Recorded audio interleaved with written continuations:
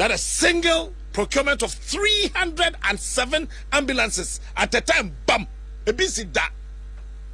And then me catch up says, "Ne ya to abapa kama to amanado." Say today say see ya me hey ballot box to see ya kama to atim.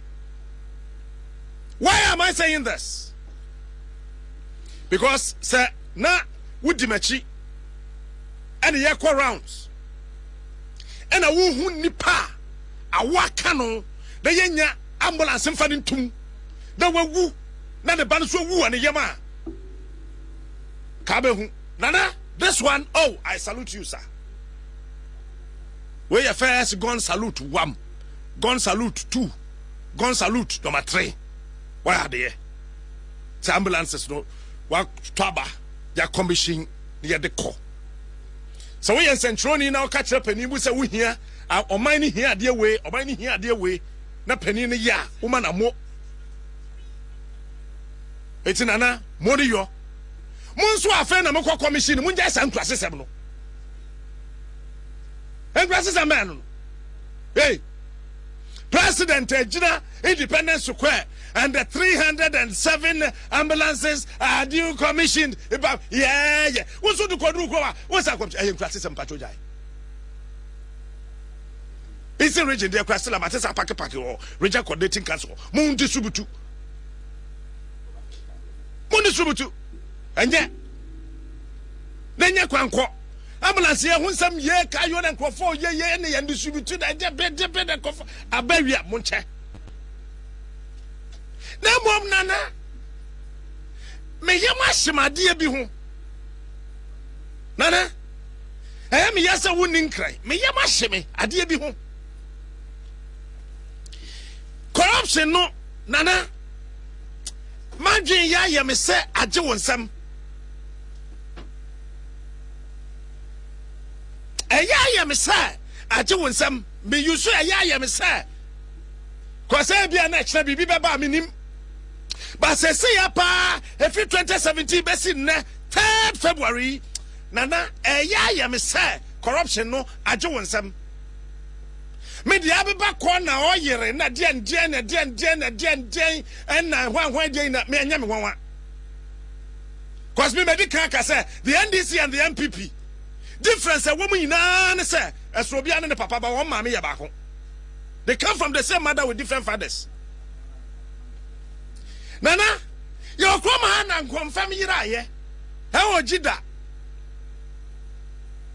Nana kumia baby a branch to a combo you saw hokuta the phone or shall check it short sleeve it that time na sa tokrom ho e ho na panama mesetena and then Nana kumia to ho and then confirm the kobokina and then confirm the kobokina and then confirm the kobokina and then confirm the kobokina and confirm the kobokino captain confirm no member dabai and I'm sure Nana kumia grab me cake or has a mindi confirm kobokina mfamra confirm na Nana. Na minim some sanka said jida tia the pan na kanye ye kranka by now. Oh. KBBC. We see your bra. Nana, we see. Afaya kwada soreya. Nana what time? Ya see abobo ya 400. Were 2. Wamusu were 2. Wama danen confirm. Say papa. Wamusu call Bali. Burkina. In confirm kwa. Abobo ya 400. Your Excellency. Say no su baby agunu ayira. Abobo ya me yantamaya kametu mako donche abobo ya tu ayira. Nana. Enu kra de abobo ya de sesua. Enye mwanwa. Afa ya kwada so ya si bibi ya friend excavator. A 1, number 2, a 3, number 100, number 200, number 300, number 400, number 500. Excavator maku 500. Was it ho? Adiachi here. Wamoso adansa powder, konfokuta powder. Wamoso wayira. Excavator. Excavator maku 500. Yehu. Wamna ekro no powder. Ayira won system. and near maybe a one kitten, and it is na hadri.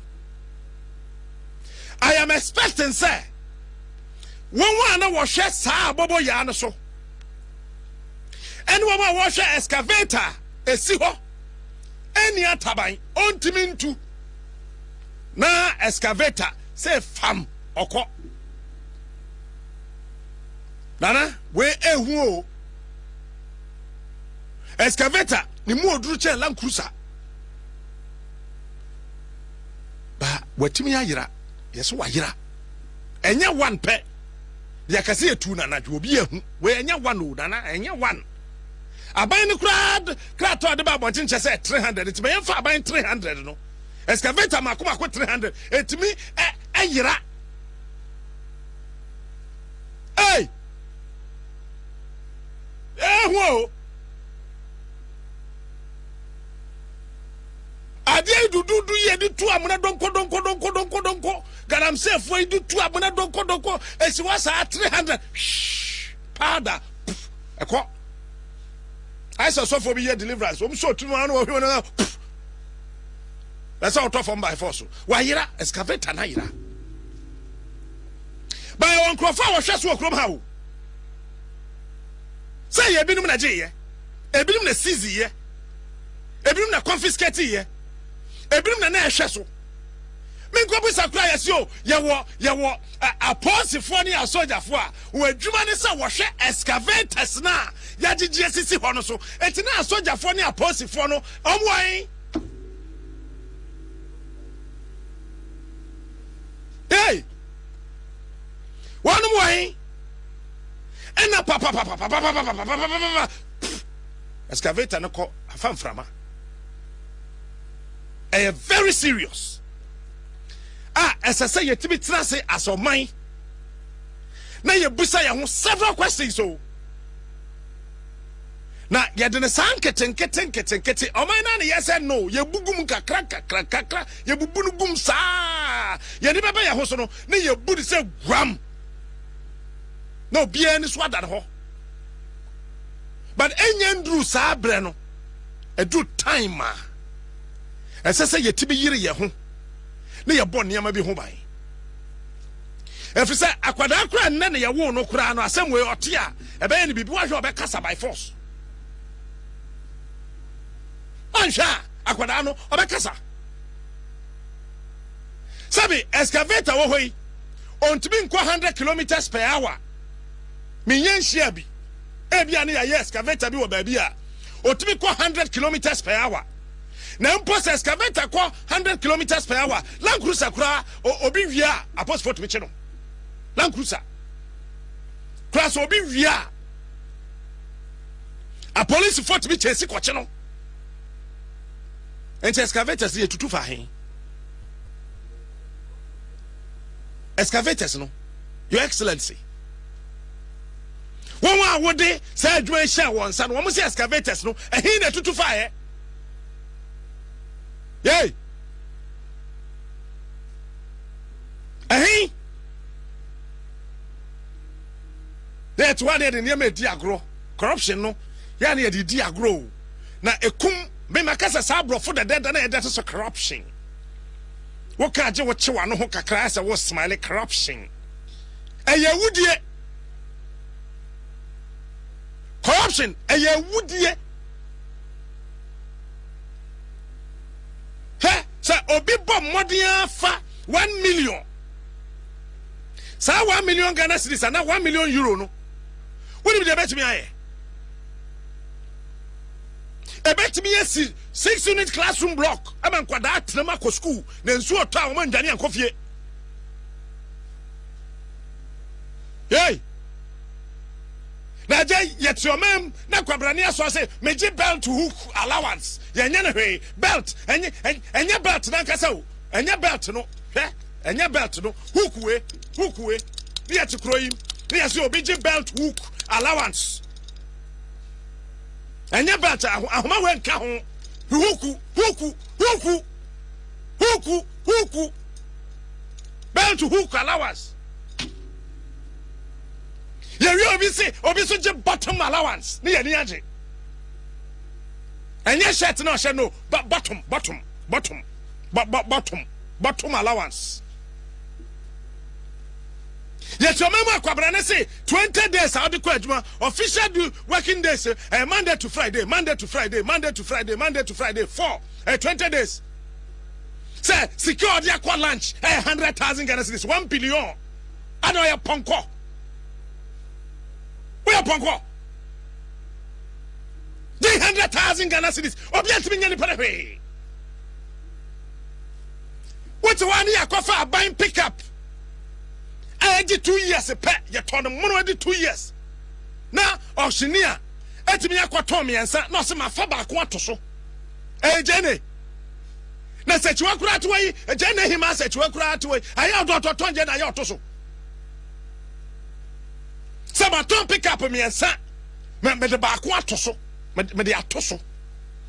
No, I question the Public Accounts Committee.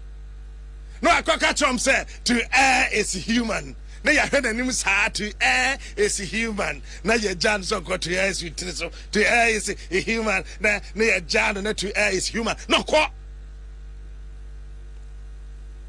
Hey, no quoi free. Obvious me anything. Cause I can't to err is human. Basic you want to want some you. Yay. Why not want some you?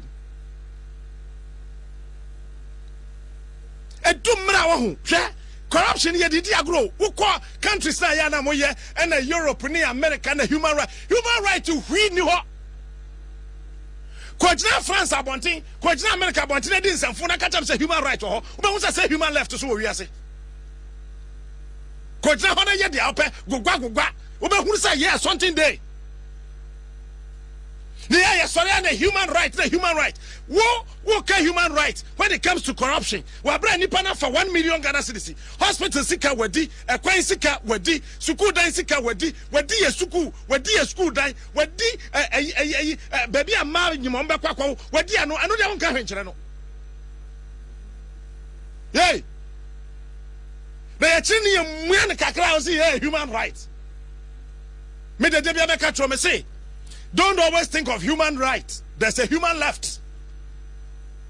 Left is who? Human na be jira human ya me what right we no. Me left is nie. E do time say dufu nipa. Ma wa motiase. Go to Europe and see. Kofa one city. The American say we should read the American Revolution, the German Revolution, and then the French Revolution. Let's see how they fought corruption. Na baby omo no omo the human rights here adwuma so to club ha wundru baby asa we say there so omo human rights no dey here adwuma we dey da na here adwuma yeah prisons do do say nkra the whole club ha say you see a jeli ni patterns say say so obo wi sika ye be baby do omo aguo yey ba ne ma so e won o na chese ye tikro ibu so saa say ye koto aeroplane na aeroplane no na lie abem say aeroplane na ye kwa akoto no say aeroplane no esek cash kakra piem the sa branch na ana baba wana ye friend no intermediary 5 no ye hwan yey intermediary 5 oye hwan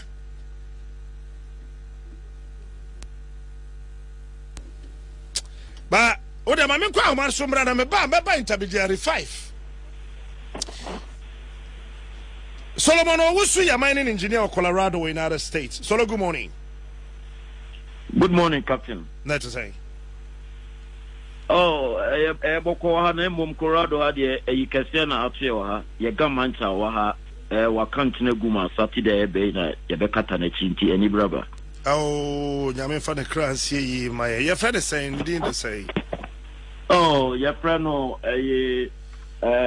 Lydia ye de Emmanuel Kroma gamancha ba ni dia kasa de Mr. Harrison Koku Amate or 77 years.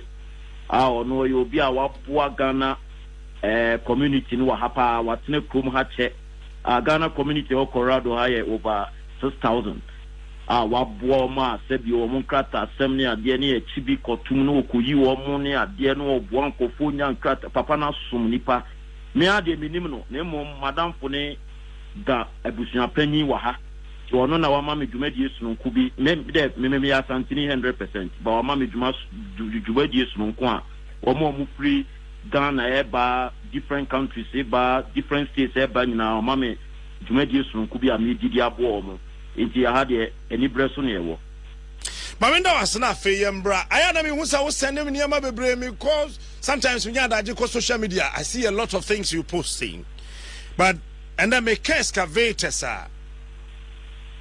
say 300 or say 500 or remember me fa buying figure no 300 pieces say it is why say comfort powder yes excavators na ira una odi mine in so much uhunu say yo minia captain medasi si eka excavator me obia ma ye excavator ho adwuma as a mining engineer me started as a geologist e will go for excavator na ye di tu or anyway okay ye say aya na nipa bi ntini ma bi ase e bi fi say bi ase bi buru say bi anya ado wonye obi abi sa na sorry na otrotro nsem na akeka kan say hu no wo ye hwan ya ye kasa Solomon Owusu ye hwan yo captain medasini akunya odi ama me say mediana unime mediana me pese meyi me ho adi bebre sa ene de na wo ka Solomon Owusu a Solomon Owusu is a mining engineer and Solomon Owusu enya ne bachelor's degree in geological engineering from University of Mines and Technology yeah time na ye KNUST School of Mines and almost here in UMass. From there no Solomon Owusu ye adwuma as a geologist and senior geologist. It will go for Takwa from 2004 all the way to 2011. Now that time, now we will leave the two Kwanko UK, US, South Africa, there. And I'm going to say, we see the equate review until 2011. I resigned by my master's at New Mexico Institute of Mining and Technology. I know me master's in mining engineering. From there, I go Arizona, Nevada, and Sana. 2015, Nina admission to the world's best #1 mining engineering institution in the whole world, your friend Colorado School of Mines. Iminya na mse da bi min diskachi. Ima mensambe mi PhD. Iti ano so me start here, mi guswa mi wo ni wie mu anisa. Ba PhD ni mo no so no me try bachelor's and masters for adie geostatistics, underground mine design, surface mine design. And also Anton Chan me am with company e wo Ghana and also so eye adwuma ma me and also me consult me stand consultant eye adwuma e wo America krom ha in the mining engineering field. And Anton Chan no me the politics so na me say me dream Ghana ho na me feel say as a Ghanaian na my to me nyame adom me mama ko the best mining school which mining engineering department also I'm the only Ghanaian not only African Mayor the PhD in mining engineering. Okay, we kakre yaye. Afi yanko excavators. Yeah, makuma da Ghana o say nimdie na mission ha no me de bebo. Enu ti na magic and am say asema tumu a. Obi nti ase no. Afi yanka excavators. What say ye we feel say?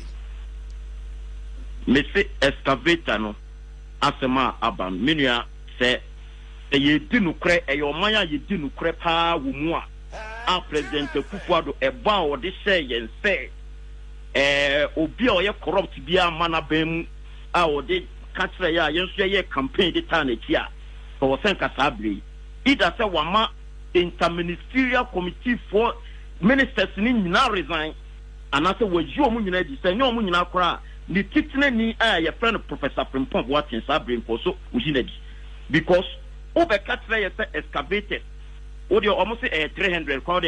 Yes, would you mammy come trend? Would you mammy cast a 5 crown? How come say excavators are illegal mining? Muna say illegal mining no move to us here. Emma, one more ye galamsey no, my own titiepa, Emma, enya documentations, aye Juma, Emma, and I'm so Ghana, yensua SNO. Yesia no kwan yensa sia SN no yesia no kwan na mo say nipa we ya mutumi kwoti excavators no na mo wi a mo sa tonton se efahin o se mo ye den yo Debi ne ton de menye sure say Solomon menye sure say what evidence to the fact say ya ton ye nim ni sa yira me kasa ni say te captain team ye Saturday me pa tell utie news fa Debi mentie Concerned Small Scale Miners Association president atunanum to say excavators no owo nyinaso say o matonton enya me na meka obi otie news fa wo Ghana bi atie media mentie captain aha enti sana ade na koye enti me no the Concerned Small Scale Miners Association ni eka ema odibi kwa ye mfato ho se omukoti bi wo na bronco Accra FM so miti omom se omukoti bi wo borga excavators no ewo individuals nsem now first captain excavators wa woni excavator how heavy it is and no kwan no embre bia makwan wo the whole world say a faculty so in terms of excavator you be move no from one city to another city no at say you dey see low bed so you two excavators no e dey see low bed so at transport to another city and non tonchen say Operation Vanguard for ne Ganam so for no kwoti guarantee na omo to key no e de koto o makati ho ente ye den no munya key e de cost park ye etu ye e de see low bed so e mo de call ya ayira na pato captain excavator e won taban e pato etu o de minim say o de international traveler and last 3 weeks class 2 weeks na o France minim ni na o de oji wodi pa na me pese me bisa say aeroplane crash o tinema ansa na ne won taban ye betu no yes parke Professor Pempo about it so tele Ghana for say Ghana excavators nko among excavators who we are nko de on spark cry ho na no nya taban na tu na 40% confirm ta na omo patre ya na asem we ya asem o say Ghana for taking lightly ada check the tafra teminu Ghana for ye ne abie ye nim ne ekoso Messi excavators ne be ekwan e fa so etumum ye no wo mo nkɔ hwehwembra excavator ba ku ye about $500 million enti na menim so omo say trend me de menim say 500 enti me ma $550,000 $500,000 yeah 550 yeah $500,000 no they multiply 500 now you are talking about $250 million which is about 1.3 billion Ghana cedis if I hear ayira pato epahin wo mo ko se wo mo se ayira dia ene wo mo ntia se scan ma efe Ghana for na ye fa entobishim tie Solomon Amenda was member nti captain me da was me chia ya me ya aduma wukua da ye beto so ene me nimre no problem me da say yo bye bye and akosua airbus nti asem membre no kofo akwachiri kakra enti ma me fancy ha me fa only 5 callers